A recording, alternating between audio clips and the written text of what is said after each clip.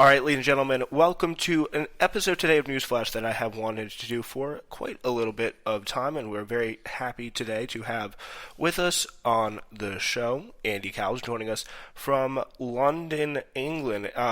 If I'm just curious, Andy, where would you be joining us from in London today? I'm calling from the great neighbourhood of Kentish Town, which is just north of Camden Town. So pretty central, but obviously it is North London, and so therefore, the postcode contains innumerable left-leaning politicians. Keir Starmer, almost my neighbour. Isn't he he's your MP? Is that correct? He is my MP. He's a very good local MP, actually, and he really takes his constituents seriously. Sometimes you can walk past the pub, and he'll be sitting outside the pub with his wife having a drink. Very interesting. Untroubled by anyone. It's good. It's cool. Wow. Yeah, that is very interesting. Is he? I must ask. Is he the person? Because I know there's been this big story that I've seen about this pretty much artificial hill that's been built in the I don't know exactly where in London. Is that where you are? And Starmer said to say something about it, or is that in the center? No. That's a Marble Arch. That's the sort of centre of London at the end of Oxford Street. It's this disastrous idea that some local councillor figured would be a good idea to build an artificial hill out of scaffolding and cover it with kind of artificial turf. Not like we don't have any hills here in England. It's absurd, and there's no saving grace for this. So sure, I mean, Starmer may well have said, this is a waste of public money, which of course it is, but there again, anyone can say that, so he doesn't really get points for that. Yeah, it's not really it's pretty much a universally panned project. I believe they had to start it and then eventually took it down, but just to kind of get into where we're starting off with today, we're going to get a little bit of the current moment drama of British politics, and that mostly is around some of the stuff going on with Afghanistan, which is very interesting to kind of compare the two countries, the United States and the UK, and the reactions to this. But we can get into that in a moment. But I believe the last time that we last discussed things was around the March of 2019, and a lot has happened in UK politics since then. If you could, since around March 2019, could you just kind of with the leaving of England finally leaving the EU, Boris Johnson securing his majority in the 2019 elections, and where the Labour Party has gone and stuff like that. If you could just kind of bring people up to speed in the way you could probably do better. Spencer. All right. I mean, the story is both ridiculously simple and obviously insanely complex. But yes, you're right. We have left the EU. The Brexit withdrawal agreement was signed. This was the deal that Boris suggested was oven ready, and the House passed it. The alternative was considered to be a no-deal Brexit, which was considered to be a ruin for the country. Well, the deal that we got is pretty ruinous as it stands. The difficulty is that Boris Johnson regarded the withdrawal agreement as a convenient way of getting himself out of a tight spot, with the clear intention of renegotiating it later. Whereas the EU, of course, is essentially a legal construct, and so they regarded the withdrawal agreement as a container into which Boris had inserted himself. It is subject to international law, so you can't renegotiate it in any meaningful way without breaking international law. So we are in a bind. There's no question about that, and the country is certainly suffering as a result. It's not come to a grinding halt, but we've got major supply chain issues, primarily due to a lack of lorry drivers, which sounds insane, but these are one of the... Would that not be as well due to COVID, or...?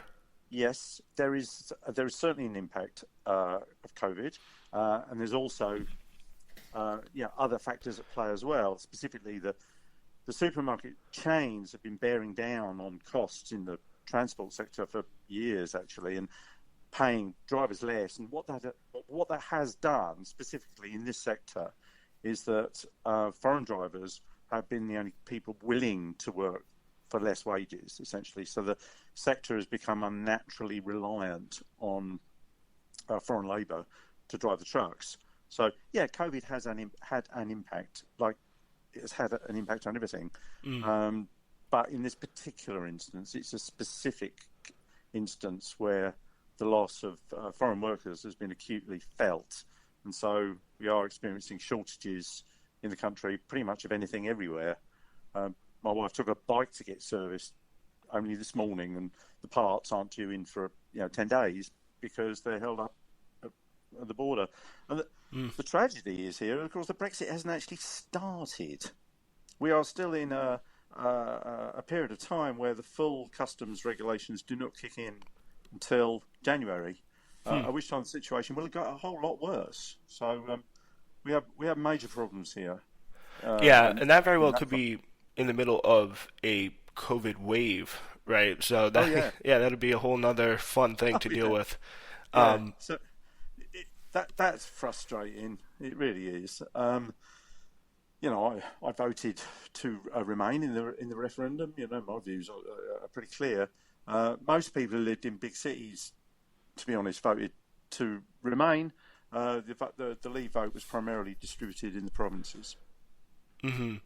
Yeah, and that is definitely another one of the big issues still plaguing British politics, and so many politicians have seen themselves crossed up and severely, set back, I guess you could say, by it, and just trying to cater to one group at the expense of another, and then really getting hit for it in the polls in pretty remarkable ways. But of course, the other one is the coronavirus. Of course, we have Boris Johnson and the Conservative government in power throughout the entire pandemic. How would you say that they handled the coronavirus pandemic? Well, I think we've got some of the highest deaths per head of population in the world. Is a fact that Boris Johnson his instincts. He's a libertarian. He doesn't like restricting anybody to do anything, least of all himself. So he was very late to lock down. He was early to open up. He has, to be fair to him, and I don't think any Western government has covered themselves with glory here. I really do not. No. They really haven't. But we have suffered an unnaturally high level of deaths. I think the biggest crime was sending people we knew who had COVID back into care homes right in the first wave. This was done knowingly in order to reduce pressure on the NHS. But what that did was it just killed a whole load of really old people in care homes. And that's where a great deal of our excess deaths came from. That was a scandal. There's no question about that. So that's the headline. But overall, we've suffered a great deal more death than other countries per capita. The vaccine rollout that went really well. That's been the highlight, I guess.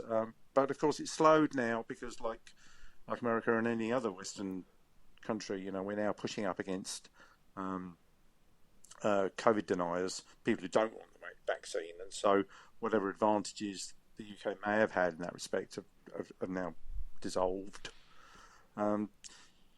So we are where we are. The economy's obviously taken a hit. The Chancellor did the right thing, paying people on furlough and so on and so forth, much like in the US. It's Brexit really that is the kind of like the underpinning kind of like it's the elephant in the room, it's the damp in the basement, it's the thing that can't really be removed. It's like we voted for sort of economic sanctions on ourselves, needlessly, and more than that, the ruin of our relationship with Europe was obviously been instrumental in the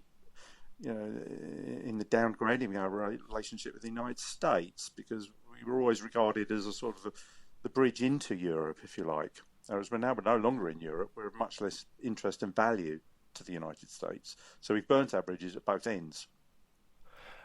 Interesting, yeah. So you do have the kind of like different place for sure in the world for a lot of people, like because we see, I really recognize it, seeing it like happen in America. Like there's very similar things to what you would expect to happen in America, and the conservative party in England coming a little bit more like the Americans. When I had to say, I saw a story about how they like increase the regulations to fly like more flags as much as possible over like every government building. I was like, that sounds exactly like something the Republicans would do. But that another interesting difference was you mentioned the furlough scheme there that the chancellor had, Rishi Sunak, which really did do quite well, and it was a little bit different in the United States. Would you say that? Because what we did in the obviously what they did in the UK was they were able to just pay businesses, or I don't know if they paid business directly, but they just covered 80%,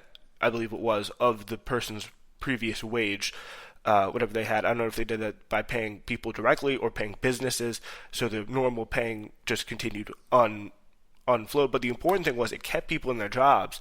But what we did was just enhance unemployment insurance, so we just paid people while they were looking for new jobs, and that really kind of had, I think, probably generally a more smoother economic recovery. But do you think that was more just kind of the more culture of Britain, and the fact that it's a little bit more comfortable with government welfare than we are over here?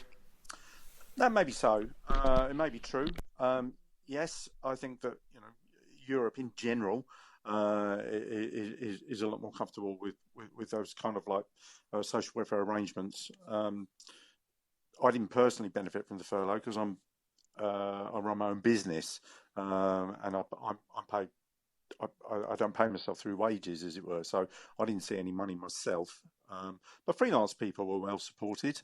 If you could demonstrate that your business was negatively impacted, and the threshold for demonstrating it was, very low. So yeah, there has been a lot of support, but I don't think it's been so very different to anywhere else in Europe. But you're right, the arrangements in Europe are generally different to in the US when it comes to social welfare, certainly.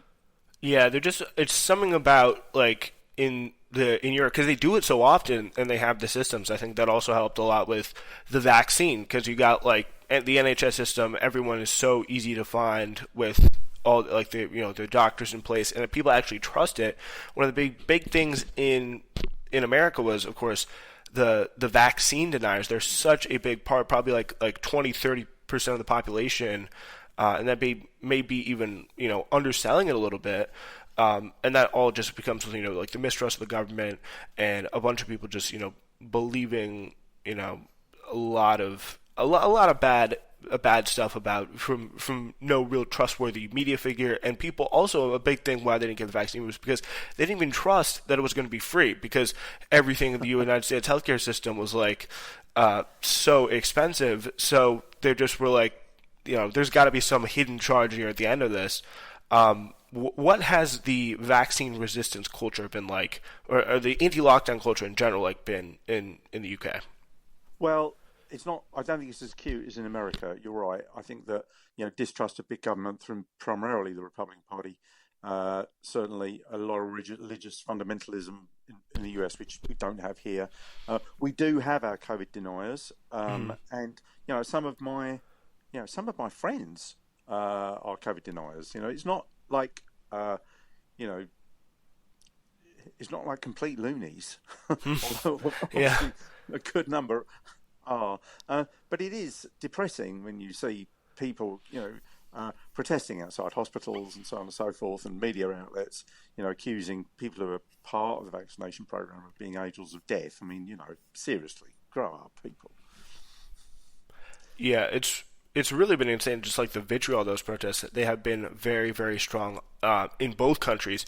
It's been a little bit of a weird situation because the more liberal party has been in the opposition in the UK and in power in the United States, but on both sides we've seen some sort of opposition take place. One side from the right and the other from the left, and of course on the other side we've had the new Labour leader in place, Keir Starmer. He has had kind of a interesting, like the way I would characterize it is he gets in there, it was like May 2020. He I think like the first big issue was he did not like the approach that Rebecca Long Bailey, who was the education secretary, was taking on closing schools in the midst of the pandemic, and then she shared a tweet where someone, an actress, said in an interview, some like kind of anti-Semitic thing, and then she got kicked off of the front shadow cabinet, which is like the leader of the opposition stop team.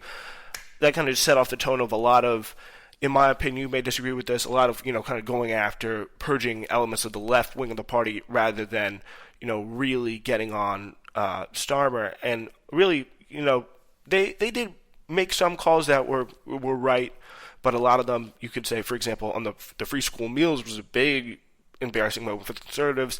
Labour's, they didn't really get to claim too much of that because Marcus Rashford, the football star, was really leading that campaign. So, I mean, I'm personally, watching Keir Starmer, I'm not impressed. What about you? What was your read on Keir Starmer's, first year and a half? Well, ultimately, I'm disappointed. In the first instance, I think the relief that we all felt about Jeremy Corbyn no longer being the leader of the Labour Party, he's demonstrably the worst leader of the Labour Party since Michael Foot, completely unelectable, very, very poor. And he's one of the reasons why people looked at Boris and Corbyn and thought, well, both of these people are dreadful, but Boris is probably less dreadful. So, I've no love lost for him. So Starmer, yes, he did arrive, obviously, and he wasn't Jeremy Corbyn, so he did well. The issue with Rebecca Long Bailey was all around Starmer's. I think he was required to have a zero tolerance approach to the anti-Semitism, which had been allowed to flourish under Jeremy Corbyn's watch. I have friends who say, well, he was tarred unfairly, if you like, which may or may not be true, but perception is everything, and people perceived him to be anti-Semitic. And so therefore Rebecca Long Bailey's crime, if that was that, was not responding fast enough and rapidly enough to cover her position on that. So I don't think Keir Starmer had any choice. I don't think there's been a witch hunt, quote unquote, or a purge of far left people in the party, but it is a fact that the Labour Party, unlike the Tories, the Tories are just coalesced around essentially a UKIP position. There's very little internal dissent, whereas the Labour Party have always spent a huge amount of energy and effort arguing between themselves about what kind of policies they want, or all the way back to the 80s. That's been going on. Oh, absolutely, all the time. The only time they win is when they have a centre-left position. They don't win when they're far left. And at this stage, we do want them to win the election. The real problem here is not the fight between the far left and Starmer. That will go on forever. Now the real problem is that Labour can't.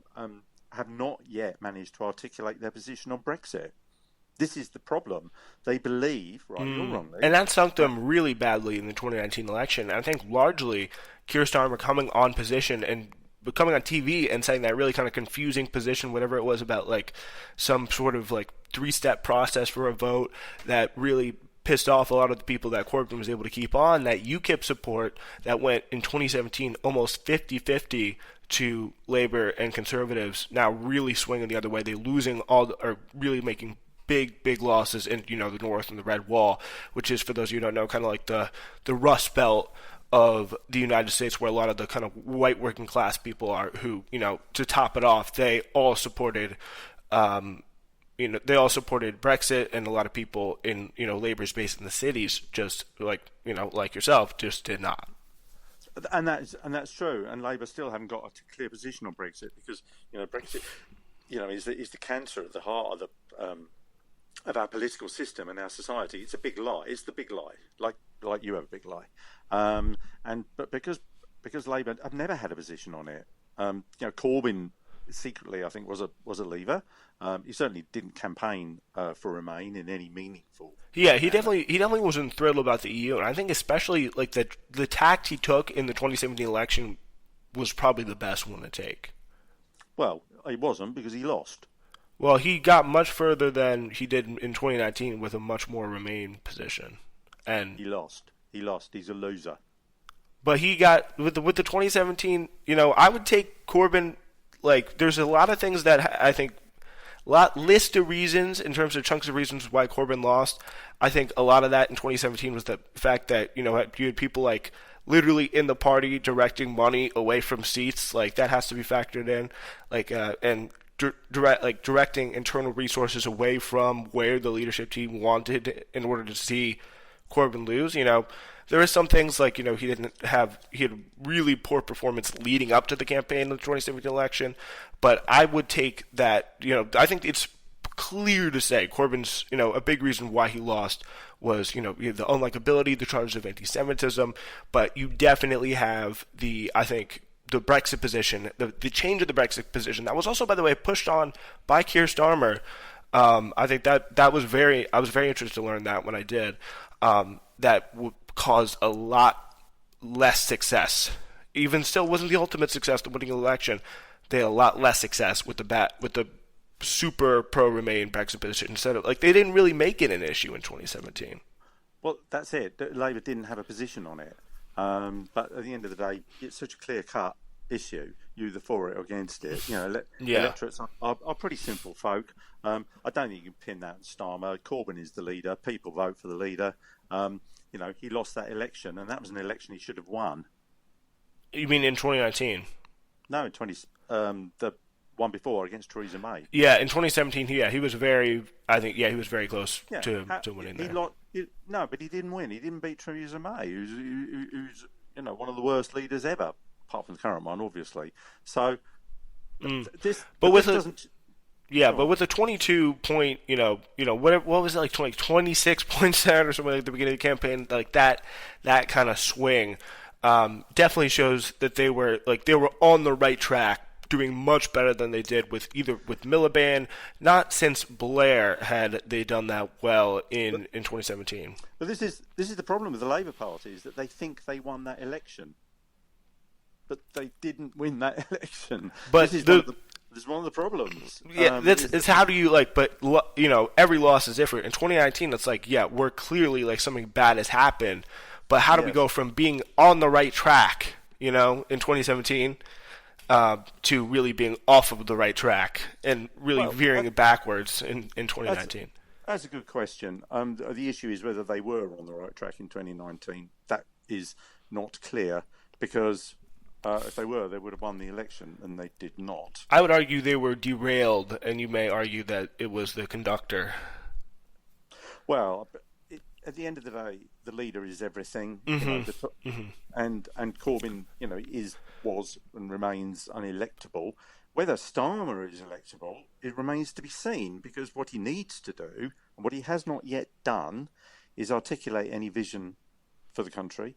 He says that his mission is to win. His vision is to win an election. Well, I don't think that aligns with the demands of the people in this country. It's not. I don't want Labour to win an election. That's not my primary interest. My primary interest is having a strong and stable economy, a decent approach to human rights, security for my family, and some sort of sense of confidence and optimism going forwards. And you know what? It doesn't have to be a Labour government, and so the difficulty here is that he's tripping over his internal story. He doesn't have an outward-facing story yet. Now, there is a Labour Party conference coming up, and he's going to be writing his speech as we speak. He's tapping away on his keyboard, sitting in a field somewhere right now. It'll be very interesting what he has to say, because it may be he ends up being an interim leader. He may be Neil Kinnock. I think it's very likely that he'll serve probably the exact same purposes as Neil Kinnock. Hopefully not be around for as long as Neil Kinnock did in losing 2 elections back in the 80s. But in terms of, his purpose within the party, definitely I think so. But it has really been incredible to see him, try to talk about policy. It's just like whenever people try, there's been a few like incredibly cringeworthy moments where he's out there, and a reporter will be like, what is your vision? And he's like, I'm going to paint my vision in primary colors. Like just going back and forth in U-turns. But yeah, that party conference is going to be very, very interesting. Yeah. Especially for some procedural moves that I heard about, the Labour Party may try to do because they can change the rules in terms of like what it will take to elect the next leader to stop something like Jeremy Corbyn from ever happening again. What have you heard about that, if anything? I'm not privy to that. I really don't know. I mean, I do think Keir Starmer is he's a QC. He's very, very effective at parliamentary questions. He's really good in the House. He's really good in anything where there is a matter of kind of clarity and truth required. But the difficulty is we're in post-truth world now, both here in the UK and in the US, where definitely in the US, where whether it's true or not, it's how people feel. Is the issue, and because Starmer rightly, in my view, is interested in the truth, whereas obviously Boris is not. But Boris is really interested in telling a story, and so what he does is he starts with a slogan and works back to policy from that. We had the joke only this week of Ian Botham being appointed as a trade ambassador for Australia, specifically, I think, in order that Liz Truss could tweet out that Botham was going to bat for Britain, the next cricketer. And then so they wrote the tweet and then built the policy around that and installed this dude as a trade ambassador to Australia. Now, Ian Botham is nothing but a friend of Boris Johnson. He's obviously a great cricketer. He's a big Brexiter, and he was voted into the House of Lords. He wasn't voted, excuse me. He was appointed into the House of Lords, which is not an elected body in any way whatsoever. And when he joined, he said, "Well, I'll be turning up for things I'm interested in, like sport, but I wouldn't be turning up, for example, to discuss a trade deal with Japan because I don't know anything about trade." So he's on the record of knowing nothing. At least he's honest. Yeah, and now Boris Johnson has appointed him as the trade envoy to Australia. So we're not really a serious country anymore. Yeah, it really does. Like that is this whole like House of Lords ambassadorship kind of pipeline is very similar to a lot of what we have in the United States with appointments to cabinet positions and all that stuff, and ambassadorships ourselves. Yeah, and that and there's been some stories like handing off the massively important test and trace infrastructure, I believe, to a private company run by one of his friends. It's an absolute. It's endemic now. Is the level of corruption in the Tory party? I think is on the record as being really troubling. Direct lines to ministers who cut deals, and then payments are paid directly to the Conservative Party. It happened with Jenrick, who's the housing secretary. Fast-tracked or overturned, I should say, a planning application only this week in favour of a developer, and the very next day the developer delivered £150,000 into the Conservative Party coffers. No, the government are corrupt. They're breaking the law and they're getting away with it. Do you think Starmer should be more like aggressive? Because even with you could be very right wing and you could be a very aggressive politician. Like Tony Blair, he was pretty good at calling out the Tory sleaze parts in the in the 1990s. Do you think Starmer should be doing a little bit more on that, or? 100%. I mean, Blair was actually very light on policy, and I don't think that Starmer should get too stuck into that. Corbyn had policy coming out of his ears; it didn't help anybody. I 100% agree that the government are so appalling that, and some people in the Labour Party do a good job of attacking the Tories and pointing out their weaknesses and their inadequacies. But it's so much better if it comes from the leader.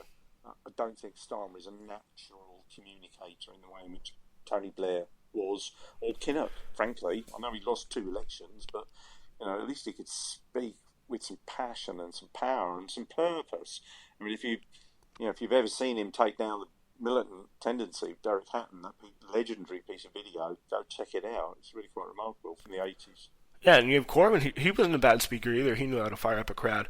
But it's definitely like it seems like that there is just no like sort of enthusiasm. And you have to imagine there's going to be some sort of like interim. I do see it, but and then again, I don't know. I think that winning that big election, because of course they had a few. I don't know. I believe it was like the beginning of last month. They had an election, kind of a special election, as we would call it in the United States, in a certain seat that Starmer was able to win by a little bit, which probably bought him some time. It was a by-election. That was the sitting MP went off to be a mayor, I think, in some other place, which left a vacancy in the House. So, yeah, it's a by-election. But that was a seat that was previously held by the Labour MP who was murdered by far-right extremists and Joe Cox. And the seat that the Labour candidate was her sister. Yeah, right? Kim Ledbetter. So, if you can't win that, you can't do anything. I mean, the more interesting by-election is the one the Liberal Democrats won with a massive swing. Yes. Now, that was interesting to me because that was completely unexpected, but it does demonstrate that the Remain vote, at least coalescing around the Liberal Democrats. I used to be a member of the Liberal Democratic Party. I'm not at the moment. I let it lapse out of a sense of disappointment because their last performance in the general election was rubbish. But did you ever rejoin the Labour Party? I've never been a member of the Labour Party, but when Starmer became leader, I considered it. Because that was the thing. It seemed like Starmer went with those 10 pledges. Like it seemed like a lot of people, even in the Corbynite section, supported him in the Labour, membership, and they voted for him, and they really wanted to put him in there. And it seemed like what he would try and do was continue the domestic policies of Corbyn, aggressively kind of like social democrat policies, and that not with kind of like the baggage and the foreign policy. Like, do you think that would have been possible with the media climate that you guys have, which I would even say is worse than ours, which is like is saying a lot, or do you think that like he should have tried that, or was he kind of right or wrong to really ditch those 10 pledges? 10's a lot of things to remember. I can't remember what they were, and I don't think the electorate can either. I don't think the electorate really care. I think that communications have to be a lot simpler to win elections. It sounds like not really the 10 pledges as much as like the pitch. Like, I'm going to be Corbyn at home, but kind of a strong, respectable, stable leader abroad. But a lot of that was just like, I'm going to stand in front of a British flag and go out with a pint, and that's what that's going to project. But it was just so hollow. Well, he has attempted to stand in front of a few flags, but of course this is a pointless exercise because, as you say, the Tories are, they've gone full on Trump when it comes to kind of flags and stuff like that, and it is absurd. But Boris's appeal is as a sort of, his boosterism, if you like, and his kind of faux patriotism. Patriotism is not a function of waving a flag. But what Starmer needs to do is not try and, ape that. Clearly, he does not want to, present himself as Corbyn did, which is really much more of an internationalist. I mean, that was Corbyn's difficulty, really. People felt he didn't care about the country at all. Whether that's true or not, I don't know. But his enthusiasm, did suggest somebody who was more of a sort of, interested student politics rather than the concerns of the people who live in this country. But Starmer's opportunity, and it's a big one, is to consolidate effectively around truth. Yeah, I mean, personally, I don't know how much of that that is the best. Consolidating around the idea, the idea of truth. I don't know if that's especially now in a world like truth. I don't think is in an age of the internet. I really don't think it's that important. To people, in general, they just believe what they want to believe. Because I think a lot of the aspect of it is they could what I think he could consolidate is like the could have. I think that really that opportunity is clearly past now, and it's not who he wants to be, but like what he could have done is like say, you know, I'm going to bring the two factions together because that internationalism thing is definitely something that probably unfortunately because I personally, I agree with the supporting the Palestinian rights and stuff like that that Corbyn did, but that if it comes to you can. There's definitely, I think, an electable way of kind of, Andy Burnham is someone who I think kind of goes in this area a little bit. He's the mayor of Manchester, he's a pretty popular guy. I believe more popular than Starmer is. He is the mayor of Manchester, which is kind of a city in, I believe. Would you say that Manchester would be in the north of England or no? Oh yeah. I mean, it's the second city in the country. Andy Burnham is a popular guy. He's done a great job up there. And a lot of people kind of like when they think, well, if not Starmer, who? Yeah. Then he's the kind of guy that comes to mind. I don't know that he would fancy it. I mean, I really don't know. And another man. It's hard to say. I mean, at the moment, the difficulties that we're experiencing in this country are so acute that, and the experiences, the difficulties that we're experiencing in our understanding of our place in the world with regard to not, let's say, the Palestinian issue, with which we're not directly implicated, but in Afghanistan, where of course we are, or were, specifically because so many British soldiers fought there and lost their lives. This is a war in which the country has been invested for 20 years, and so these are the things that I think that are exercising people's minds at the moment.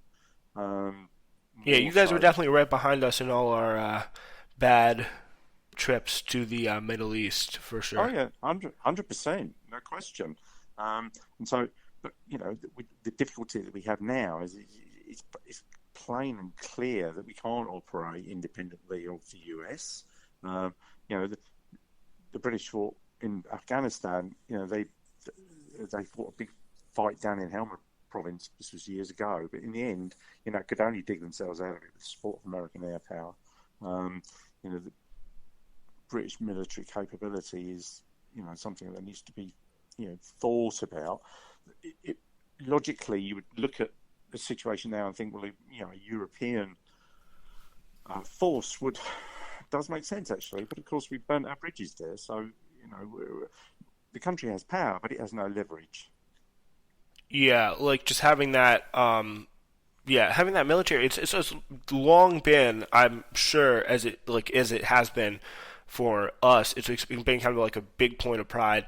I don't know about like your kind of military history post World War II, but I know like definitely like you're like Great Britain, like the rest of Europe. They all kind of made a decision that like United States made the opposite of. Like we were like, okay, after World War II, we're going to be the policemen of the world. We're going to build up our great military like at the expense of a much more comprehensive welfare state. That a lot of Europe came kind of like second nature to them, even as they declined their militaries.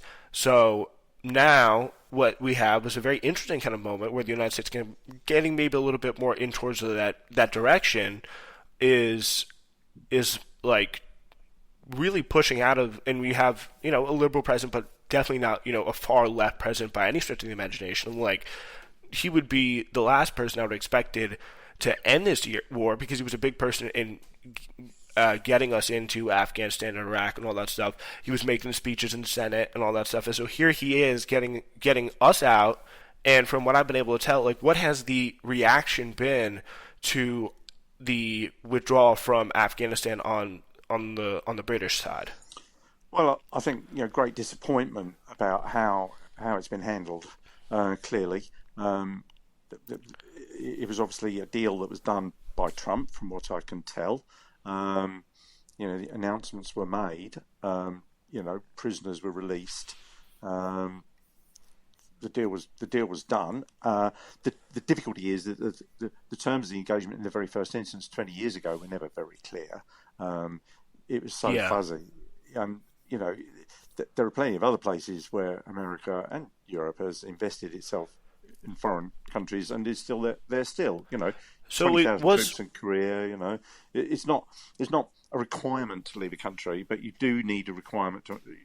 You need to know why you are there, and I don't think that was very clear with the original occupation of Afghanistan. But clearly the way in which it has been done and been handled is very, very disappointing, and a lot of people are going to lose their lives, and it's not going away in a hurry.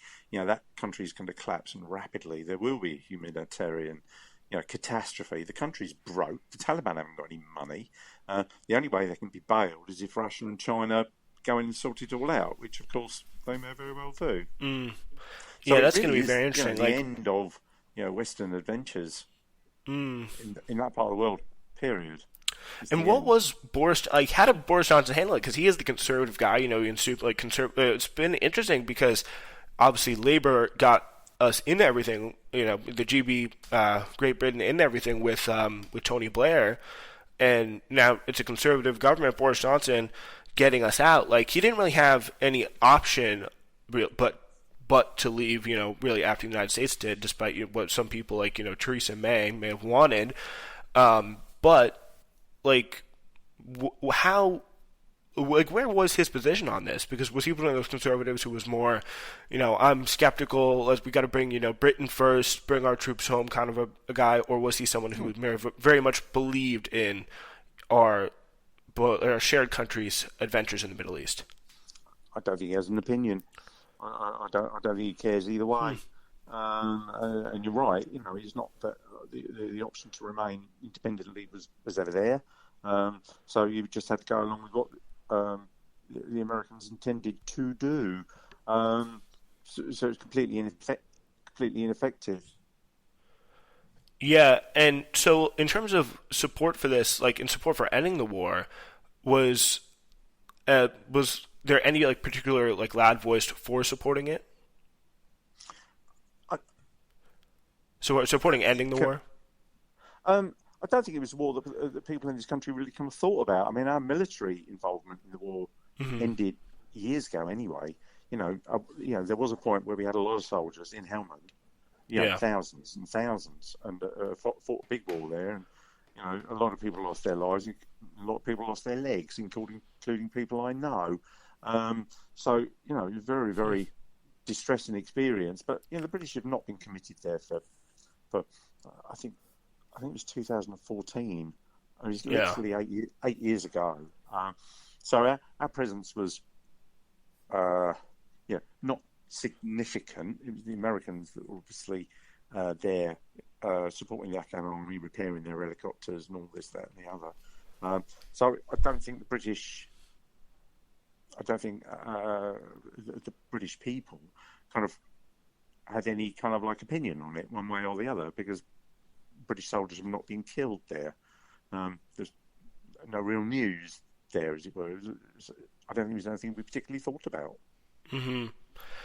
Yeah, so for the whole issue, because it's a very interesting dynamic that we have in the United States right now, where it's we have Joe Biden, who very much historically has commanded a lot of media support, because there is, some liberal media outlets and some conservative media outlets, as opposed to some of the biggest outlets in Great Britain, unfortunately, are all throughout, in England especially, are all owned by either Rupert Murdoch or the Daily Mail.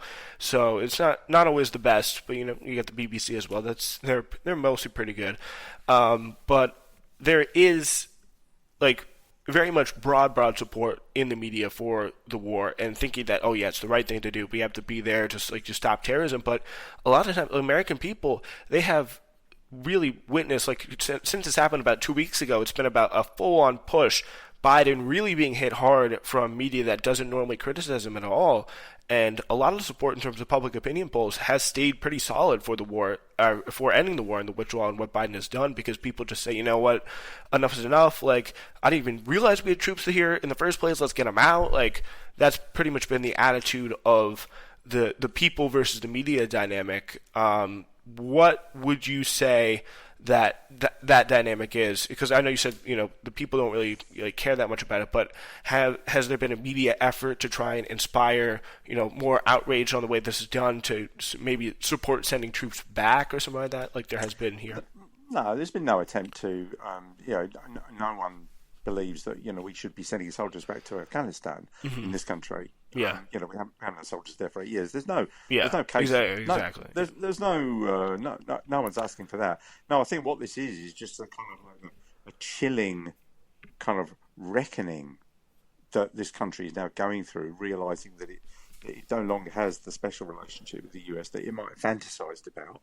Where we're not, privy to what the Americans are going to do and when they're going to do it. And the fact is that the country is now really isolated and doesn't have the ability to project any global power, and so an awful lot of the rhetoric of the Tory government has been exposed as just being just words, which comes back to this business about Starmer's point of difference, and we touched on it earlier about the fact that we are in a post-truth society. We are in a position where people want to believe a story rather than understand a fact. I know that, I really do. But at the same time, at some point, if you want to distinguish yourself in a world of truth and lies, once you start telling stories, then you've gone through the back of the looking glass. You are in a world of fantasy, which is where the Tory party reside, essentially. They're not based on any measure of objective reality. I do think that no matter how challenging it is to operate in a post-truth society from an electoral point of view, I do think that the way in which the Labour Party or a coalition of opposition to this government has to operate has to be around the idea of objective reality, of evidence-based decision making, as opposed to just emotional reaction. So whatever is happening in Afghanistan, it has to be regarded as it's a massive event globally. It may not be massive necessarily in America. I can understand why Biden's getting a kick in from the press, and I think rightly so. I think he's handled this dreadfully, and I'm a supporter and a fan, but I think he's really botched this because a lot of people are going to die and suffer needlessly. It may be that the American population don't care as much, but in this country, I think that this whole event has just been a massive realization that we don't live in this fantasy world in which we think we are some sort of global superpower, because clearly we are not.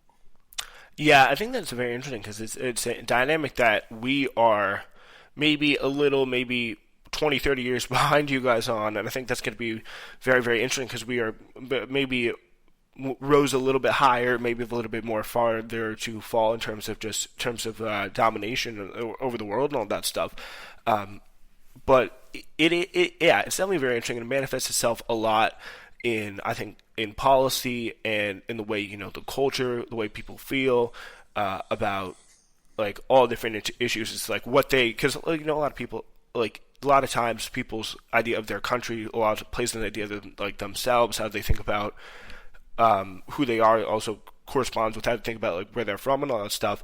And I think really that where it comes in is like you gotta, in a way, like I think what especially like early on Corbyn was like able to do well before a lot of the stuff caught up with him was just capture people's imagination, but not do it in a very kind of Boris Johnson, very Trump way through just telling people lies like, oh yeah, coal's going to come back again, immigrants are like the source of all your problem, all that stuff was the two things that Trump used to win. But like telling a story based on facts, telling a story based on the world around you, like what people can see on a day-to-day basis, and turning that into policy, and also turning that to a broader narrative that people can really get behind and support emotionally. I think those two things are really like required for being successful in terms of winning elections, and also being able to do it ethically. Well, I think but it's also it's a positioning, isn't it? You know, the Tories are positioned around a series of deeply held feelings, right, which are clearly now no longer rooted in fact. And I think that if the left can point to these positions and say these are fantasies, they're not based in any objective reality. That I think that will produce a story, and because it is a story that's going to win the election. But if our story is based on objective reality and on truth, then there will be a point of difference. Because what we do not want to do is find ourselves in a position where we're trying to refight the referendum, because it will serve no one. We can't conduct our politics around staying in Europe or leaving Europe, because we have left Europe. What we have to do now is deal with the consequences of that. Yeah, that fight is definitely not going to be good for anybody to rerun again. No, we can't rerun it again, and that's why it comes back to this is like if you have cancer, you have cancer. You've got damp in your house, you have damp in your house. You've got a leaky roof, you've got a leaky roof. You can't ignore these things, otherwise it will kill you or wash your house away. So this is the central issue, and if Starmer could get a coherent and clear position on the consequences of Brexit, then he will go a long way to being able to start to establish a relationship with the Liberal Democrats and the Greens, which he will need to do in order to win an election. Yeah, especially in the next election, because yeah, that is going to be very tough. It's going to be tough to imagine Lib Dems or Greens coming in that way, because especially a lot of people who are leaving the Labour Party right now are going to the Greens, less than the Lib Dems, I think. But what is going on is, I just don't think they need to do. If Starmer wants to do anything, it's like he's got to point out, he's got to provide an effective opposition. But the tough thing about being the opposition is you got to also say what you would do, and also provide a positive alternative vision for how would you, this government has problems with Brexit. It's how would you deal with them? Not only with Brexit, but, all the stuff the NHS, college, and university fees and stuff like that. I know those are big issues, and just having a comprehensive, not just, the government's bad, but also here's what I'm going to do, because that is really something that I think Starmer is just so far away from. He's not there yet, so that's why it'll be interesting to see what happens at this Labour Party conference. I await with interest. It'll be interesting to see how that rolls. It really will. I think the question is how much more reinvention and restart and all that kind of stuff can people, or will people pay attention to? Not much. People's attention span is short. The idea of a New Deal, well, we've had plenty of those. What people are concerned about is a really coherent response to things that are clearly visibly wrong now, which is, the pictures on the news of people, struggling in Kabul airport. These are matters of fact. Empty supermarket shelves that we have here in this country, these are matters of fact. So it's what are you going to do about these things now? That's where the response needs to be made. I mean, there's a whole load of things going to go down in the next few weeks, because Brexit hasn't started. I genuinely think this government had no idea. Well, I know that the government signed the withdrawal agreement believing it was just a means to an end, which was they were going to then renegotiate it. Whereas they are in a box. They're in a box. I remember. And it's a confined box, and so therefore I think the government are genuinely it's going to get a lot worse. And so because we don't have all the customs checks which are yet to kick in. The only way you can manage that is to do as they have done with Northern Ireland, which is ask for endless extensions. And so therefore you're in this kind of permanent kind of a state of endless negotiation where you're constantly kicking the can down the road. There is no clarity, there is no certainty, and this will continue to degrade investment in the country. reduce confidence. It make it harder for people to plan because they really won't know what the outcome is going to be. And there's just endless uncertainty. Yeah, Really frustrating. it really does seem like there is. It's definitely going to be an issue for the long term. I do remember hearing about like sometime in the fall, like Boris Johnson being questioned about that because like once if you really like it is if you break with those agreements, it is very serious. It's a actual like you're breaking an agreement with another country. That is something that they do not take kindly to, and especially a whole group of them. It's not going to go very well for you Well, at all. there's a Good Friday Agreement is an international peace treaty, and the guarantees to it are Great Britain and the United States of America. So you can't fuck with that, right? Oh And yeah, the the Good withdrawal and the Good Friday Agreement also is very very Oh yeah, serious. Yeah. and so but the Good Friday Agreement was only possible because we were members of the EU. Because the Good Friday Agreement required there to be no border between Northern Ireland and Southern Ireland, right? Hmm. So these two things are bound together. The reason why we have the Brexit withdrawal agreement that we do is because Boris Johnson put a border between the Northern Ireland and the UK down the Irish Sea. And so he separated off the province of Northern Ireland. That has effectively, is precipitated effectively a united Ireland. It's a loss of territory for the UK, big loss. It's like America losing Alaska Yeah, that is. Yeah, that's like because that's to Russia. yeah, because they America. So Northern Ireland. What are they now? Are they part of Ireland? No, they are part of the United Kingdom, But they're just but not part of but the. but but they are. Trade between the UK and Northern Ireland is the same now as trade between UK and France. It's subject to Okay, so customs yeah, economically, because it's a real big loss. Yeah. absolutely. So they're in this kind of like curious situation where they are part of the United Kingdom, but economically they're part of the EU because they need an open border with ERA, the Republic of Ireland. All right, so we. All right, go ahead. What were we gonna say? That was it. Oh, I'm all done. right. I'm done. All right, we got some quick, some rapid fire predictions to close things out. Sure. Let's see. When do you think the next Labour government will be? That's an excellent question. I would very much like it to be at the next general election, and that's my hope and my wish. But I would be a fool to say it's going. No, you will know as well as me. Yeah, that is a really tough one. But do you think Keir Starmer will be fighting the next general election? Oh yes, I do, 100%. And I don't see any other leader in the Labour Party right now. Yeah, that's a tough thing. Yeah, because there's no like the factions there's no one who's going to be rising up from like the left wing or the right wing. No, I don't think so. No.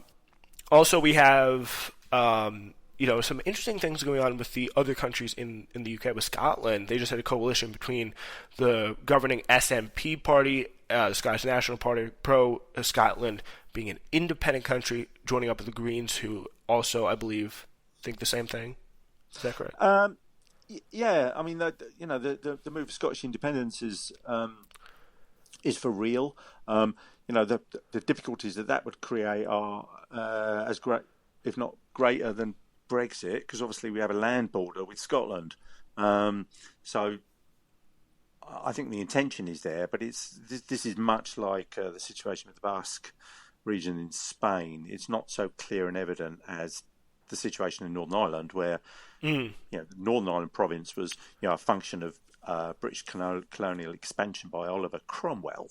That province was created through that colonial expansion, and it is physically part of another country. You can understand why it might want to return to being another country. Scotland is different. Scotland is a nation in its own right. The Union, the United Kingdom, is a function of the union of these two countries. But so much trade with Scotland is with the UK.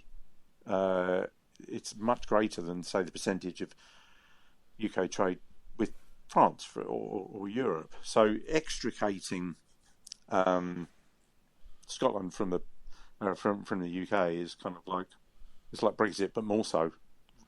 Do you Can't think Scottish independence is going to happen anytime soon? No, I don't. I think that it's much more likely to see Irish independence Mm. because there's logic and reason to it. Um, Obviously, if Ireland does become rejoined, which I may well see in my lifetime, uh, then that then makes the argument for Scottish independence very different. But we're in a fast changing world. A lot can happen in 2 years Yeah, or time. Sinn Féin gaining a lot of power recently. Well, it's just you know the world's going to be a very different place in 2 years' time, and the speed of change is accelerating rapidly. So it's increasingly difficult to make predictions. Yeah, well, thank you for giving it a try, though. Really do appreciate it. Andy, it's always great to have you on the show to talk Likewise, about British politics. I never really get to do it very often, but it's good to do it right here on Newsflash with Andy. Thank you so much for joining us, and that is uh, our show for today.